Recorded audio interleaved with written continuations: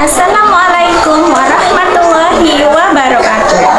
Saya Julfa Khairani dari SD Negeri 054876 Cinta Dapat, Kecamatan Selesai, Kabupaten Langkat, Provinsi Sumatera Utara. Dari beberapa kasus yang ada di LMS, saya memilih satu kasus, yaitu kasus yang pertama. Silakan menyimak. Ibu Tati adalah seorang guru kelas 5 yang merupakan rekan kerja Anda, yang mana sama-sama mengajar di kelas 5 yang kelasnya paralel.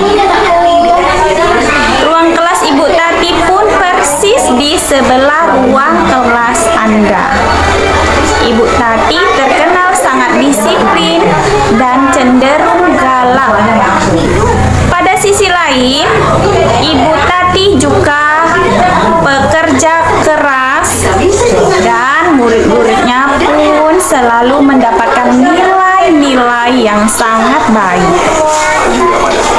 Sebagian murid-murid sangat takut kepada Ibu Tati dan sebagian lain bisa menyesuaikan diri.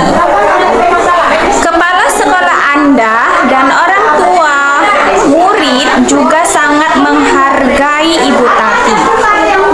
Suatu hari, Anda mendengar tangisan seorang murid dan pergi keluar untuk melihat asal suara tangisan tersebut. Anda melihat seorang murid perempuan kelas 5 sedang berlutut di atas batuan sekolah yang sangat panas hari itu, menghadap di depan pintu kelas Ibu Tati.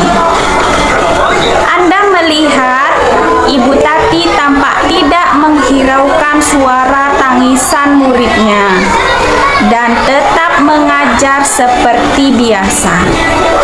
Namun, Anda bisa melihat bahwa beberapa murid di kelas Ibu Tati mencoba untuk mencuri pandangan keluar kelas melihat temannya yang sedang menangis dan berlutut di terik matahari.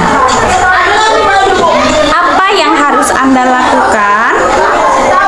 Apakah guru lain dapat menginterupsi di mana saat itu Anda guru lain yang memiliki wewenang atas kelas yang dipimpinnya? Dalam kondisi ini, apa yang bisa Anda lakukan? Dapatkah Anda menginterupsi mengapa dan bagaimana? Gimana Bu, pendapat Ibu tentang Ibu Tati?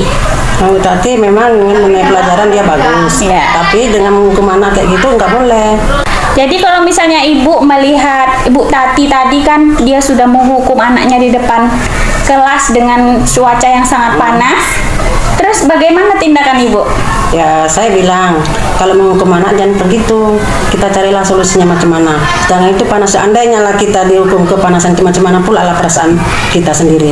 Kita kan berontak juga kan. Iya, berarti Ibu nggak setuju ya? Kalau misalnya seperti itu, lalu tindakan apa yang Ibu lakukan? Ya yang pertama, kita anak-anak itu kita kasih arahan supaya dia bisa jangan dihukum. Kita arahkan yang pertama, misalnya PR harus dikerjakan secara serius. Jangan nanti kasih PR sampai rumah nggak dikerjakan, sampai kemari pun hasilnya kosong. Nah, jadi tinggal terserah anak-anak itu macam mana caranya supaya bisa dikerjakan PR tadi. Jadi Bu, bagaimana pendapat Ibu tentang anak yang dihukum tadi, yang di luar? Bagaimana Ibu? Ya, sama anak yang dihukum tadi, misalnya lah kita bilang nanti sampai rumah kita kerjakan, jangan diabaikan PR tadi supaya itu kan nggak enak, panas. Seandainya nanti kamu pingsan kan kita juga yang kena. Nah, jadi kalau bisa jangan sampai PR kerjakan. Gitu ya Bu ya. Jadi Bu, setelah kasus tersebut, Ibu apa yang Ibu katakan kepada Ibu Tati tadi? Saya bilang sama Pak Tati, tolong ya Bu, kalau untuk menghukum siswa jangan begitu caranya. Kita harus tetap pelan-pelan ngomongin dia supaya dia mengerti apa yang kita mau. Nah, jadi kalau menghukum siswa sedang gitu, nanti otomatis siswa itu sendiri pun berontak sama kita. Jadi kita macam mana kita menghadapinya. Kita itu nggak boleh menghukum cada siswa, kita harus berpihak kepada siswa. Berarti Ibu nggak setuju ya dengan... Iya, saya nggak setuju dengan hukumnya Bu Tati tadi. Iya, berarti menurut Ibu, Bu Tati itu bagaimana, Bu? Bu Tati terlalu kejam lah sama anak-anak. Terlalu kejam sama anak-anak dia. Hukumnya karena kepanasan. Kan nggak boleh begitu. Iya, Bu. Dari tayangan tadi dapat kita lihat ternyata Ibu Suswati SPD mengambil keputusan dengan menegur rekannya yaitu Ibu Tuti dan menanyakan perihal kenapa siswanya menangis di depan kelasnya dan di bawah terik matahari yang panas. Prinsip pengambilan keputusan yang digunakan oleh Ibu Suswati adalah berpikir berbasis rasa peduli.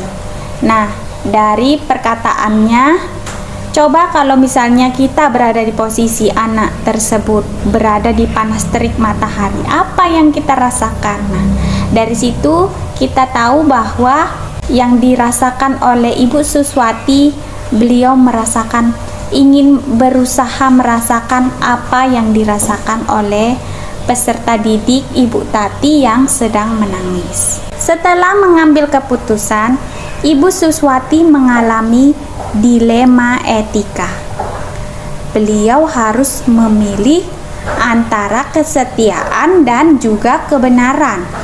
Kesetiaan kepada temannya, sahabatnya, tetapi beliau juga harus menegakkan kebenaran dengan menjunjung tinggi kebenaran yang ada. Tidaklah dibenarkan menghukum peserta didik, apalagi di bawah terik matahari yang panas, sehingga peserta didik menjadi menangis. Nah, dari perlakuan ini dapat kita kaitkan dengan pembelajaran yang sudah, yaitu berpihak kepada murid.